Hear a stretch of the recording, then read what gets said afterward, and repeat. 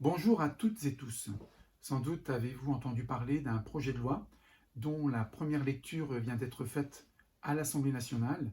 Il s'agit du texte porté par la ministre de la Transition écologique, Barbara Pompili, intitulé Climat Résilience.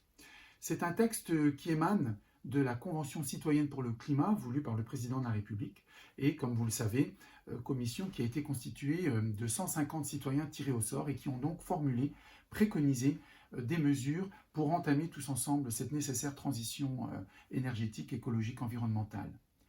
Ce n'est pas moins de 5 semaines de débats en commission spéciale, à l'hémicycle, au cours desquels nous avons abordé plus de 9000 amendements et nous en avons retenu près de 1000 d'entre eux.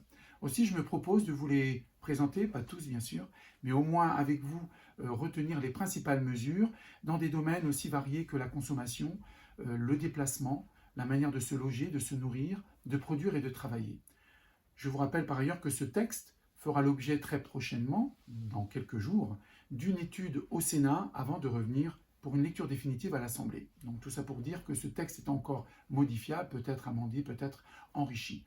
Pour autant, je vous propose, dès vendredi prochain, en visioconférence à 19h, de vous présenter quelques-unes des mesures fortes et qui confirment la volonté du gouvernement d'entamer cette transition écologique. Je pourrais vous parler notamment des pièces détachées, par exemple, pour certains produits dans certaines catégories qui, une fois la commercialisation terminée de ces produits, devront être en vente pendant encore au moins 5 ans.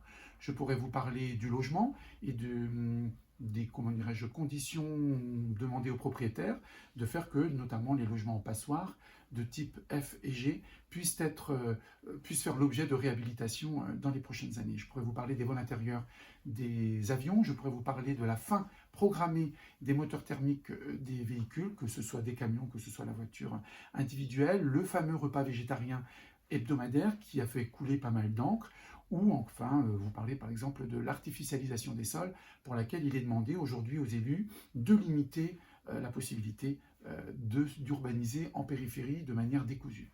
Voilà, ce sont quelques exemples. Bien entendu, l'idée c'est de présenter, je l'espère d'une manière pédagogique et de manière simple, les principales mesures et surtout de vous entendre et de pouvoir entamer un échange avec vous, sachant que ce texte reste amendable. Voilà, j'espère vous voir vendredi. Je vous dis donc à vendredi. Candy Gwener.